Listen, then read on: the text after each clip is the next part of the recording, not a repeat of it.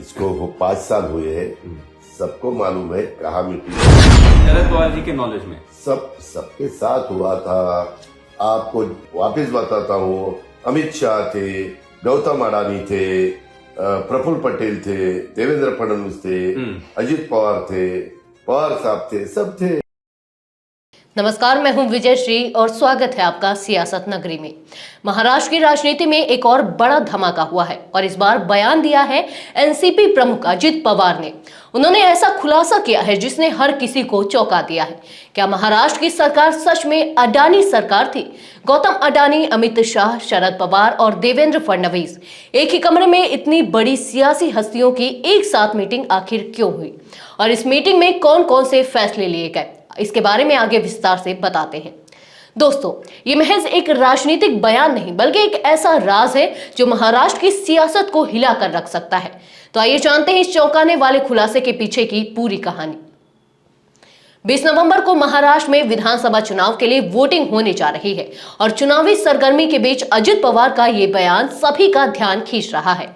एक इंटरव्यू में अजित पवार ने खुलासा किया कि 2019 में जब उन्होंने बीजेपी का साथ दिया था और देवेंद्र फडणवीस मुख्यमंत्री बने थे, उस वक्त एक बड़ी बैठक हुई थी। इस बैठक में केंद्रीय गृह मंत्री अमित शाह, गौतम अडानी, एनसीपी प्रवक्ता प्रफुल्ल पटेल और खुद शरद पवार भी मौजूद थे। अजित पवार के अनुसार यह बैठक दिल्ली में एक व्यापारी के घर पर हुई थी, जिसमें कुल 5 बैठकें हुई थी और सभी फैसले वहां ही लिए गए थे। जब उनसे एनसीपी और बीजेपी के बीच वैचारिक मतभेदों के बारे में पूछा गया तो उन्होंने बताया कि 2014 में विधानसभा चुनाव के बाद एनसीपी ने बीजेपी को बाहर से समर्थन देने का निर्णय लिया था।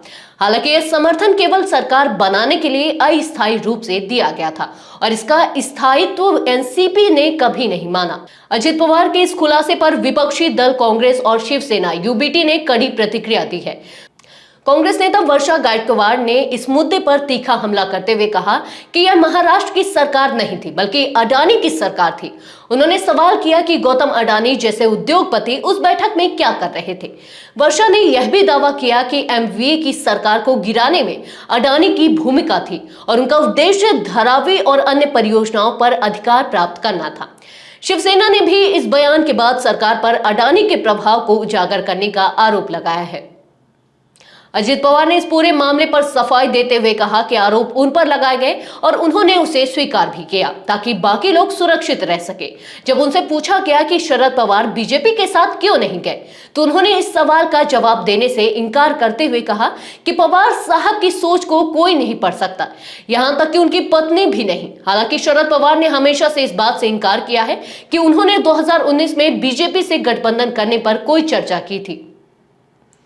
अंत में अजित पवार से यह भी पूछा गया कि क्या एनसीपी पार्टी के टूटने की संभावना है और क्या पवार परिवार फिर एकजुट हो सकता है। इस पर उन्होंने स्पष्ट रूप से कहा कि पार्टी के टूटने का कोई सवाल ही नहीं है और जो विधायक ज्यादा है वह पार्टी को कंट्रोल कर रहे हैं। साथ ही पवार परिवार के एकजुट होने के सवाल पर उन्होंने कहा कि फिलहाल चुनाव पर ध्यान केंद्रित है और इस बारे में अभी सोचा भी नहीं गया है।